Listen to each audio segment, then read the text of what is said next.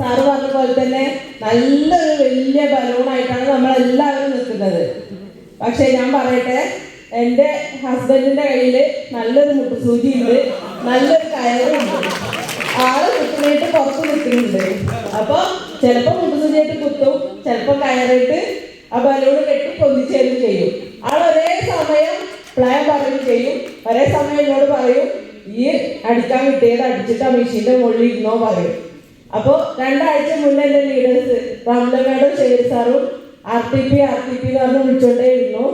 അപ്പം ഞാൻ പറഞ്ഞു, മാഡം മോള് ചെറുതാണ്, സ്റ്റിച്ചിങ്ങിൻ്റെ വർക്ക് ഇഷ്ടംപോലെ ഷെൽഫിൽ ഇരിക്കുകയാണ്, മോൾക്ക് പനിയായിട്ട് കടമൊന്നും തുറക്കാൻ പറ്റിയിട്ടില്ല, വർക്കൊക്കെ പെൻഡിങ് ആണ് പറഞ്ഞു.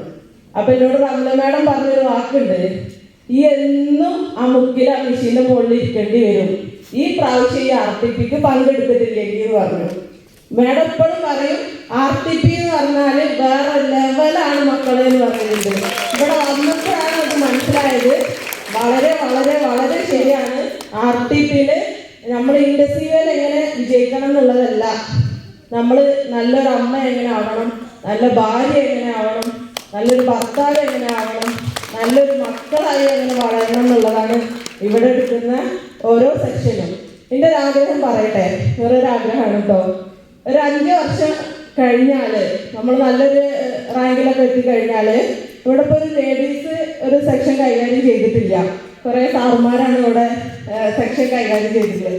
എനിക്കും ഇതുപോലെ മൈക്ക് പിടിച്ച് ഇതിനോടൊക്കെ ചെയ്തിട്ട് ഒരു സെക്ഷൻ കൈകാര്യം ചെയ്യണം. അതെൻ്റെ ഏറ്റവും വലിയൊരു ആഗ്രഹമാണ്.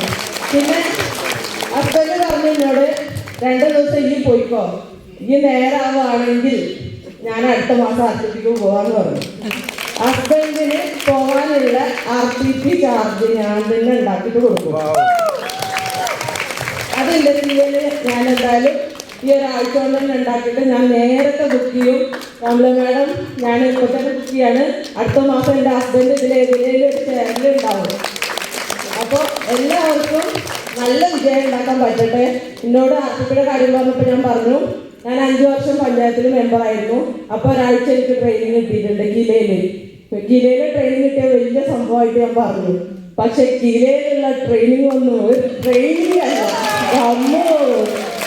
അടിപൊളി. 3500 അല്ല 10,000 രൂപ ചോദിച്ചാലും ഒരു നഷ്ടമില്ല. സൂപ്പറാണ്. ഫുഡിൻ്റെ കാര്യങ്ങളായാലും ഓരോ സെക്ഷൻ കൈകാര്യം ചെയ്യുന്നതായാലും ലീഡേഴ്സിൻ്റെ കെയറിങ് ഉണ്ടല്ലോ, അത് എടുത്ത് പറയേണ്ട ഒരു വിഷയം കേട്ടോ.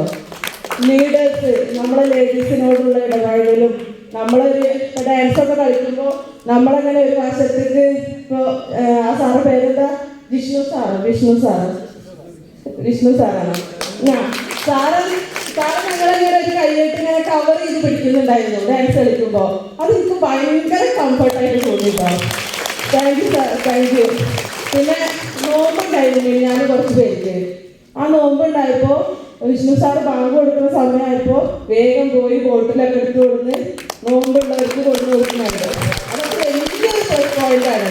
എന്തായാലും എന്നോട് എന്തൊക്കെ പറഞ്ഞു, ഇപ്പോൾ ഈ 2 ദിവസം ഞങ്ങളെ ഷോപ്പ് നടത്തുകയാണ്. 2 റൂമാണ് എടുത്തിട്ട്, ഒരു റൂമിൽ ടൈലറിംഗ് ഷോപ്പും ഒരു റൂമിൽ ചെറിയൊരു കൂൾബാറുമാണ് നടത്തുന്നത്.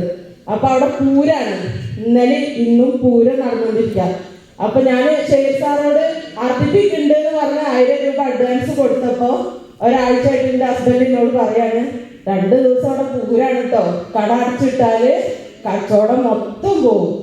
ഞാൻ പറഞ്ഞു പോട്ടെ, കച്ചവടം പോട്ടെ. എന്നോട് പറഞ്ഞു, സ്റ്റിച്ച് ചെയ്യാളൊക്കെ വാങ്ങി വെച്ചല്ലേ ഞങ്ങൾക്ക് വർക്ക് കിട്ടുമോ? വേണ്ട, ഇൻഡസ്ട്രി ഉണ്ടല്ലോ. അപ്പോൾ സ്റ്റിച്ചിങ്ങൊക്കെ മാറ്റി വെച്ച് ഞാൻ ഫുൾ ടൈം ആയിട്ട് തന്നെ ഇൻഡസ്ട്രിയിൽ വർക്ക് ചെയ്യും. എൻ്റെ മോളാണ് എനിക്ക് ഏറ്റവും വലിയ കാര്യമായിട്ട് തോന്നുന്നത്. കാരണം എന്താണെന്ന് വെച്ചാൽ മോള് 10 വർഷം കഴിഞ്ഞിട്ടാണ് ഞങ്ങൾക്ക് മോളുണ്ടായത്. അപ്പോൾ അവളുണ്ടാകാൻ വേണ്ടി കുറച്ച് ലക്ഷങ്ങൾ പൊട്ടിക്കേണ്ടി വന്നു. അതുകൊണ്ടാണ് കടങ്ങളൊക്കെ വന്നത്. അപ്പോൾ അതൊക്കെ വീട്ടിൽ അവളൊന്ന് നല്ല വിദ്യാഭ്യാസമൊക്കെ കൊടുക്കണം. ഒരു നല്ല അമ്മ ആവാൻ വേണ്ടിയിട്ടുള്ളൊരു നല്ലൊരു ട്രെയിനിങ് എനിക്ക് കിട്ടി.